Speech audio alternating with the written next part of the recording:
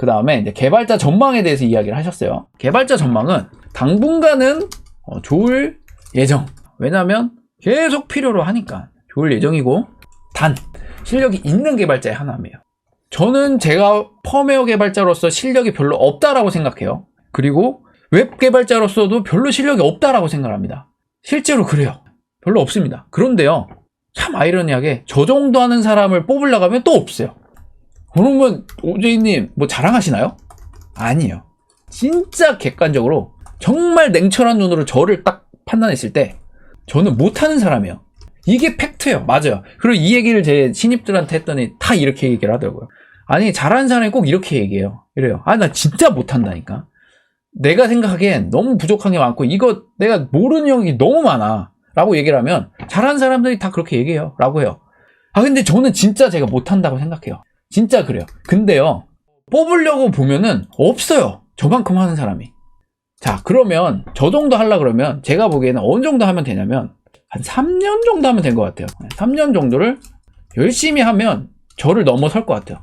근데 어느 정도 개발할 수 있는 정도의 실력을 갖추는 게 어렵냐라고 봤을 때 그건 맞아요.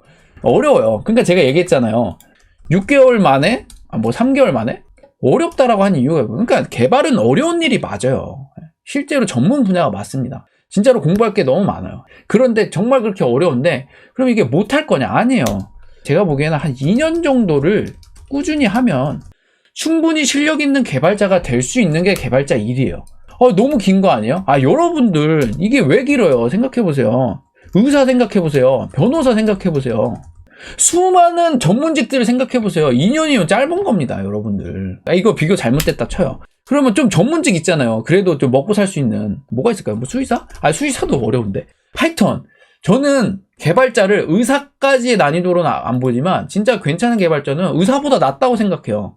이게 뭔 말이냐면 의사가 되는 난이도가 훨씬 높아요, 개발자보다. 왜냐면 외울 것도 많고 전문 과정에 막 진짜 오래 하잖아요. 훨씬 높아요. 그런데 하는 일의 가치라던가 어떤 포텐셜이나 미래성을 봤을 땐 개발자가 훨씬 더 넓지 않나라는 게 저 생각이에요. 돈을 벌기도 더 쉽고. 의사도 연봉 1억 쉽지 않잖아요. 아, 쉽나? 모르겠어요. 의사 연봉 어떻게 되나요? 아무튼 근데 개발 일을 하면 연봉 1억도 받고 2억도 받고 한단 말이에요. 그런데 그 시작점, 한 연봉 5천으로 들어오려는 시점이 한 2년 정도만 꾸준히 하면은 내가, 이거 뭐 2년은 뭐예요? 대학교 때만 꾸준히 해도 실력 있는 개발자가 된다고요. 제가 보기엔 그래요. 근데 그런 사람이 없다니까요. 되게 신기하죠. 그러니까 제가 되게 어려운 얘기를 하는 것 같지만 전문가라면 당연히 최소 2년은 해야 되는 거 맞는 거 아니에요? 그럼 그런 사람이 많아야 되는데 없다라는 거예요. 생각보다. 제가 원하는 수준의 사람을 뽑으려고 하다 보면 그렇게 어려운 거 아닌데 한 2년 정도 열심히 하면 충분히 이 정도는 할 수 있는 건데 그런 사람도 많이 없어요. 그래서 그 말은 지금 뭐냐면 그 정도의 수준만 되면 개발자의 전망은 굉장히 좋다라는 거예요.